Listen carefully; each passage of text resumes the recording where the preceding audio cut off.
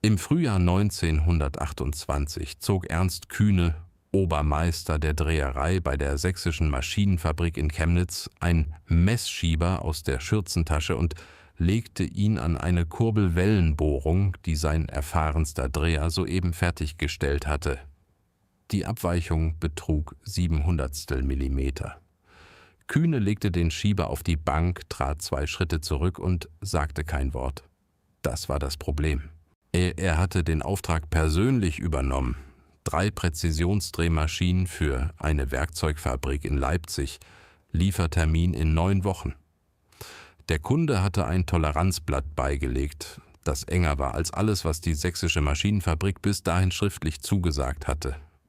Kühne hatte die Zeichnungen 2 Stunden lang geprüft, bevor er unterschrieb. Er kannte die Maße. Er kannte seine Männer. Er glaubte, er kannte das Risiko. Jetzt stand er an Bank Nummer 4 und wusste, dass die Toleranz nicht gehalten worden war. Nicht bei diesem Teil. Nicht von diesem Mann, der seit 8 Jahren für ihn arbeitete und dessen Hände Kühne für die Besten in der Halle gehalten hatte. Die Woche hatte noch 4 Tage.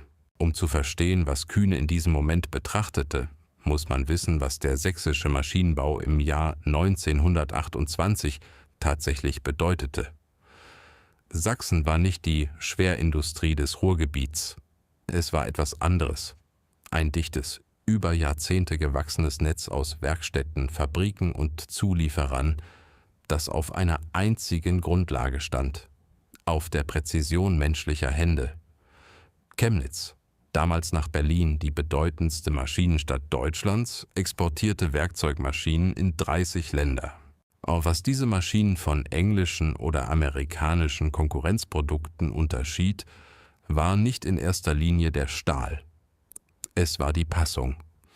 Das Spiel zwischen 2 gefügten Flächen, das kein Messinstrument der Zeit vollständig beschreiben konnte, nur ein Meister, der seine Hand daran legte und wusste, was er spürte.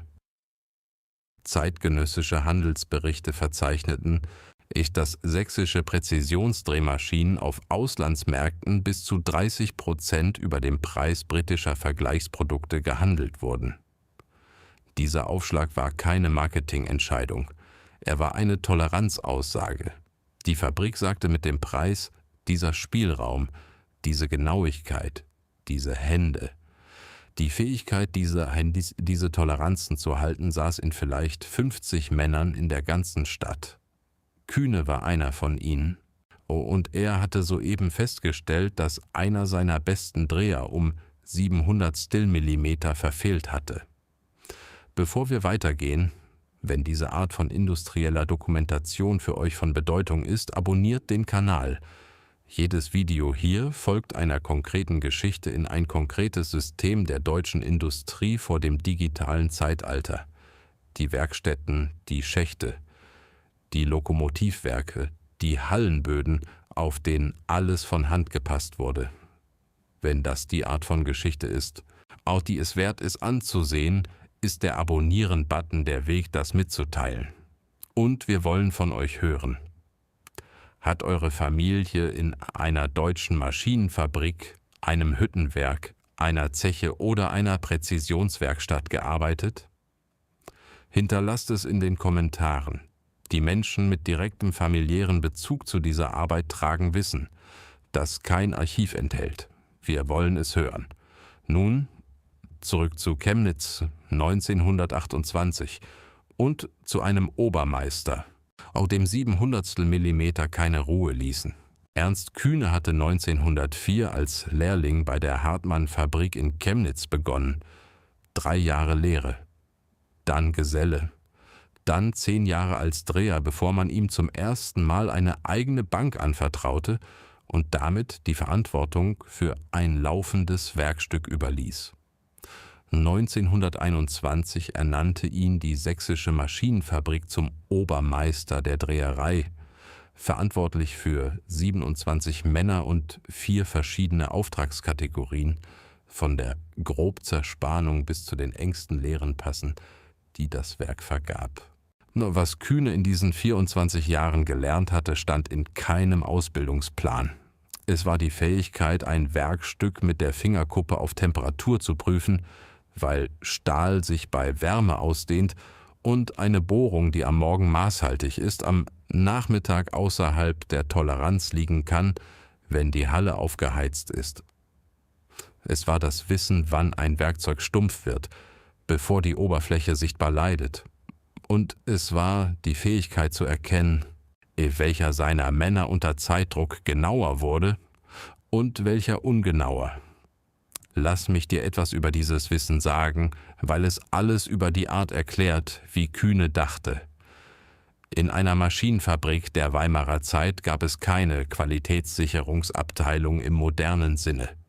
Die Lehren prüften die Maße, aber die Entscheidung, ob ein Maß gehalten werden konnte, lag beim Meister, bevor das Werkstück in die Maschine kam. Kühne wusste aus Erfahrung, was die Zeichnung von seinem Team verlangte, und er wusste, wer in seiner Halle in der Lage war, es zu liefern. Diese Einschätzung trug er täglich. Es gab kein Dokument dafür. Es gab keinen Protokollbogen. Der Dreher an Bank 4 hieß Walter Riemer. Riemer war technisch kompetent.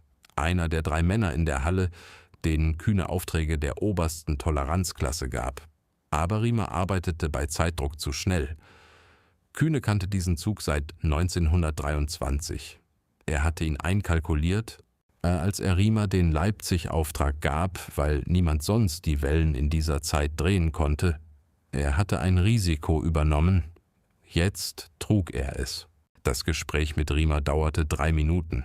Kühne erklärte nicht. Er fragte, welche Drehzahl, welcher Vorschub, welches Werkzeug, welche Tageszeit. Riemer antwortete. Kühne hörte zu, ohne ihn zu unterbrechen. Dann stellte er eine Frage, die Riemer nicht erwartet hatte. Hatte er die Bohrung am Morgen fertiggestellt oder am Nachmittag? Am Nachmittag. Gegen 2:30. Das war die Antwort. Die Halle war ab 14 Uhr aufgeheizt. Der Stahl hatte sich ausgedehnt, nach dokumentierten Messungen aus vergleichbaren sächsischen Werken um bis zu 400 Millimeter bei den vorherrschenden Hallentemperaturen im Frühjahr. Die übrigen 3 Hundertstel Millimeter Abweichung waren Riemersche Ungenauigkeit, aber eine, die vermeidbar gewesen wäre, wenn er den Vorschub zur richtigen Zeit um 1/10 zurückgenommen hätte. Kühne ließ das Werkstück nacharbeiten, nicht von Riemer. Er stellte sich selbst an die Drehmaschine. Das war keine Demütigung, das war eine Aussage. Jeder in der Halle sah, was der Obermeister tat, und jeder wusste, warum er es tat. Kein Wort war nötig. Die Maschine lief. Kühne arbeitete, bis die Toleranz gehalten war. Das dauerte 2 Stunden und 40 Minuten. Das Werkstück kam innerhalb von 2000 Millimetern an die Zeichnung heran. In der Dreherei der sächsischen Maschinenfabrik nannte man das eine saubere Welle. Nicht mehr, nicht weniger. Aber dieser Begriff trug das gesamte Gewicht dessen, was in der Halle zählte. Die 3 Drehmaschinen wurden termingerecht geliefert. Die Werkzeugfabrik in Leipzig montierte sie, prüfte die Laufgenauigkeit der Hauptspindeln und stellte fest, dass die Rundlaufabweichung unter 3000 Stehlmillimeter lag. Das war, nach den Aufzeichnungen, die erhalten sind, besser als die vertraglich zugesicherte Toleranz. Der Kunde bestellte 1 Jahr später 4 weitere Maschinen. Das ist das Ergebnis. Aber was es bedeutet, erschließt sich erst, wenn man versteht, wie es zustande gekommen war. Es gab keine automatische Korrektur zwischen 2 Schnitten. Kein Messsystem, das den nächsten Vorschub berechnete. Was Kühne und seine Männer taten, war manuell, schrittweise und vollständig abhängig von der Erfahrung in den Händen. Und in diesem Fall von der Bereitschaft des Obermeisters, sich selbst an die Maschine zu stellen, als das Ergebnis nicht stimmte. Jetzt aber stand die eigentliche Frage im Raum. Wie lange konnte das reichen? Auch die Aufträge aus Leipzig waren Präzisionsaufträge. Es kam mehr davon, und Kühne hatte in seiner Halle 7 Männer, die dieses Niveau verlässlich halten konnten, und 20, die es nicht konnten, nicht unter Druck, nicht bei den Hallentemperaturen des sächsischen Frühsommers. Der Ausbildungsrückstand war seit Jahren bekannt. Seit 1923 fehlten die mittleren Jahrgänge, die Männer, die während des Krieges ausgebildet worden wären und jetzt als Gesellen in den Hallen stehen sollten. Sie fehlten in jedem Betrieb in Chemnitz. Aber jetzt hatte dieses Fehlen eine konkrete Adresse bekommen. Bank 4. Walter Riemer. 2:30 nachmittags. Im Herbst 1929 änderte sich die Lage grundlegend. Die Weltwirtschaftskrise traf den sächsischen Maschinenbau mit voller Wucht. Exportaufträge brachen innerhalb von Wochen ein. Betriebe reduzierten Schichten, streckten Auftragsbearbeitungszeiten, entließen. Die sächsische Maschinenfabrik trennte sich im ersten Quartal 1930 von 18% ihrer Belegschaft. Kühne verlor 4 seiner 7 Präzisionsdreher. Nicht die unzuverlässigsten. Die Werksleitung entschied nach Seniorität und Lohngruppe, nicht nach Können.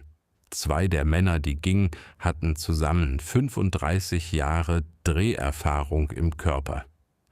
Sie gingen an einem Freitag. Am Montag war die Halle dieselbe. Die Maschinen standen an denselben Plätzen. Die Aufträge lagen auf denselben Tischen.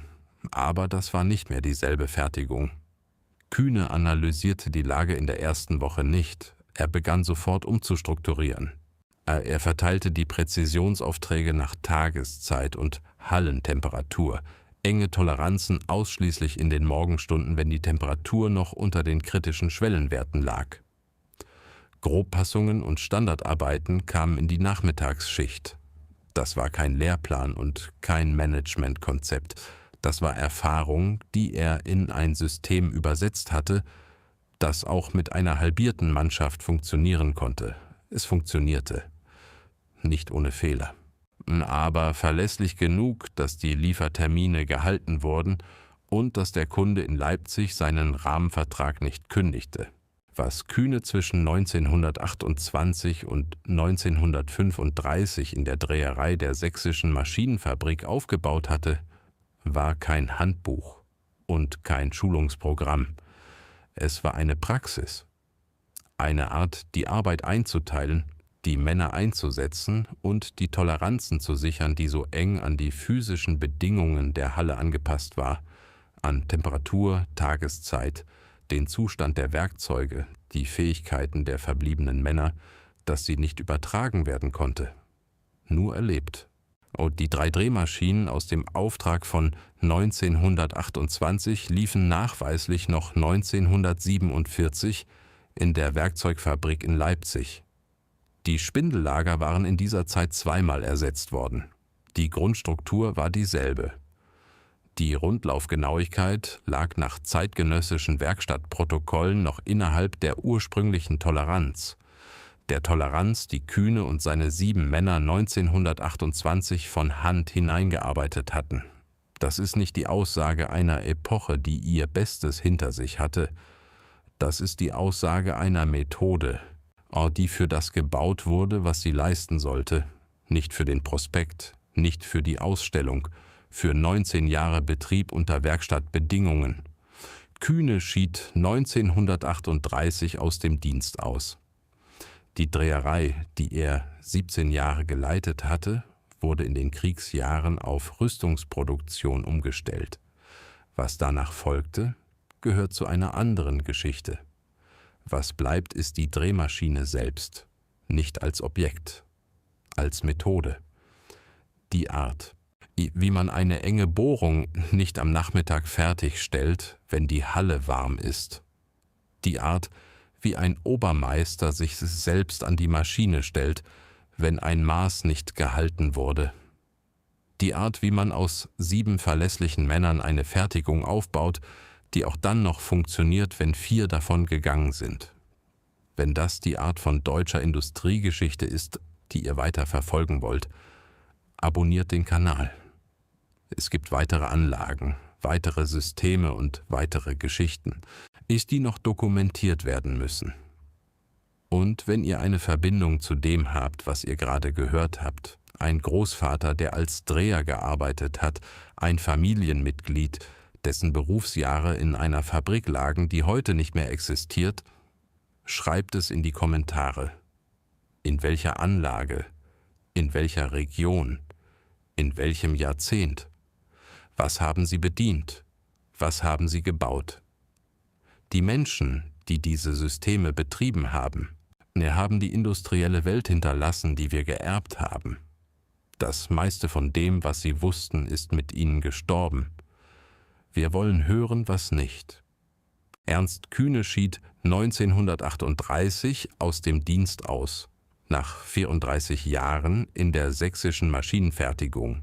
Die Drehmaschine, die er im Frühjahr 1928 selbst an die Toleranz gebracht hatte, lief noch 9 weitere Jahre täglich in der Werkzeugfabrik in Leipzig. Es gibt keine Aufzeichnung darüber, ob jemals jemand in Leipzig wusste, wessen Hände das Maß hineingearbeitet hatten. Die Maschine lief die Nacht durch. Ob jemand zuschaute oder nicht, die Schicht wechselte. Und die Drehmaschine hielt ihr Maß. Die Halle produzierte ihr Pensum und verlangte nichts dafür. Diese Systeme wurden nicht für Anerkennung gebaut. Sie wurden gebaut, um zu arbeiten. Die meisten von ihnen taten es. Für länger als irgendjemand versprochen hatte.